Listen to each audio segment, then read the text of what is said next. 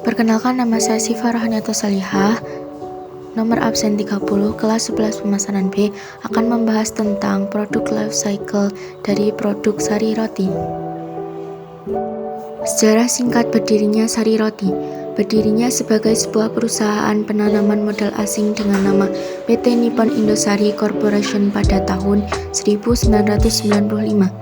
Perseroan membuka pabrik kedua di Pasuruan, Jawa Timur. Perseroan membuka pabrik ketiga di Cikarang, Jawa Barat. Perseroan melakukan penawaran umum saham perdana pada tanggal 28 Juni 2010 Bursa Efek Indonesia dengan kode Omniten Roti.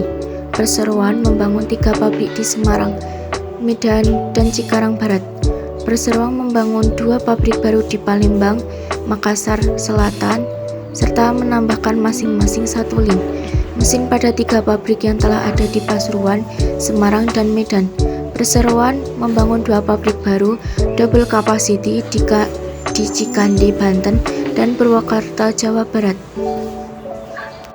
Tahap perkenalan. Pada tahap ini, produk mulai diproduksi dari bahan baku. Hasil produksi merupakan produk atau barang baru di pasaran. Kemudian, mulai dikenalkan kepada masyarakat dengan beragam strategi pemasaran. Pada tahun 1995, telah dibentuk sebuah perusahaan yang memproduksi roti. Sari roti semakin lama semakin berkembang. Permintaan konsumen untuk memproduksi sari roti untuk memenuhi permintaan konsumen yang terus meningkat. Perseroan mengembangkan usahanya dengan mendirikan pabrik di Pasuruan pada tahun 2005. Pada tahun 2006, Perseroan mendapatkan sertifikat HACCP (Hazard Analysis Critical Control Point), yaitu sertifikat jaminan keamanan pangan sebagai bukti komitmen perseroan dalam mengedepankan prinsip 3H, halal, healthy, higienik, pada setiap produk sari roti. Selain itu, seluruh produk sari roti telah terdaftar melalui Badan BPOM Indonesia dan memperoleh sertifikat halal yang dikeluarkan oleh Majelis Ulama Indonesia sebagai produsen roti terbesar di Indonesia. Perseroan telah meraih beragam penghargaan antara lain Top Brand dan Top Brand for Kids sejak 2009 hingga sekarang, Marketing Award 2010, Original Brand 2010, Investor Award 2012, hingga penghargaan dari Forbes Asia. Tahap pertumbuhan. Siklus ini akan menunjukkan apakah produk dapat dikembangkan atau justru tidak diterima oleh masyarakat. Bila produk belum berhasil diterima oleh masyarakat, maka Anda harus mengevaluasi dan memperbaikinya sehingga produk dapat dikembangkan. Sari Roti merupakan produsen roti terbesar dengan cakupan pendistribusian sebesar 24.000 outlet yang tersebar Indonesia. Mulai dari Sumatera, Jawa sampai dengan Bali sudah terjamah oleh Sari Roti. Tak heran nama Sari Roti sudah menjadi pilihan pertama yang melintas di benak hampir seluruh masyarakat Indonesia apabila ingin membeli roti. Selain kualitasnya yang prima, teksturnya pun sesuai dengan selera masyarakat Indonesia.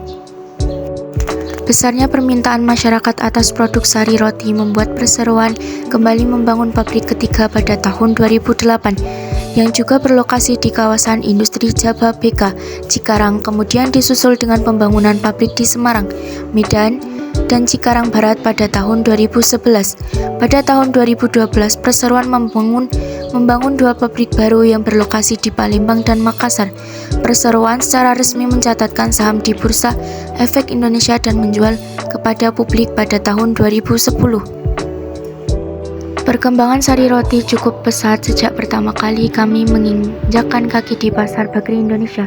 Kini sari roti berhasil mengoperasikan 50 pabrik yang tersebar di Jawa dan Sumatera. Namun memang produksi terbanyak terpusat di Jawa. Untuk proses produksi diadopsi teknologi terkini sehingga dapat memberikan kualitas roti terbaik bagi para pelanggan. Tahap kedewasaan. Di tahap ini biasanya produk sudah tidak lagi mengalami kenaikan penjualan drastis sebab masyarakat sudah terbiasa menggunakan produk tersebut. Kini Sari Roti tidak hanya memproduksi roti tawar dan roti manis, tapi berbagai macam jenis roti Produk-produk roti yang kini dihasilkan oleh Sari Roti antara lain roti tawar, roti manis, roti burger, roti hotdog, dan chiffon. Seluruh produk Sari Roti diproduksi setiap hari sehingga para pelanggannya akan selalu menikmati roti baru. Sedangkan roti yang tidak memenuhi standar tidak akan dijual guna untuk mempertahankan kualitas dari Sari Roti. Limbah roti tawar yang tidak terpakai dijual oleh Sari Roti kepada penangkar ikan sebagai makanan ikan, sementara untuk limbah roti manis akan dijual kepada peternak sapi dan bebek sebagai makanan ternak. Di tahun 2011, Sari Roti berkesempatan untuk bekerja sama dengan Blue Band melakukan sebuah kampanye mengenai sarapan. Kampanye ini bertujuan untuk kembali menyadarkan masyarakat akan pentingnya mengonsumsi sarapan sebelum memulai hari. Harapannya kegiatan ini dapat didukung oleh pemerintah karena secara langsung Blue Band dan Sari Roti mendorong masyarakat Indonesia untuk memulai gaya hidup lebih sehat melalui konsumsi sarapan yang tepat nutrisi. Tahap kemunduran. Pada tahap ini produk mengalami penurunan dari segi penjualan karena minat konsumen menurun.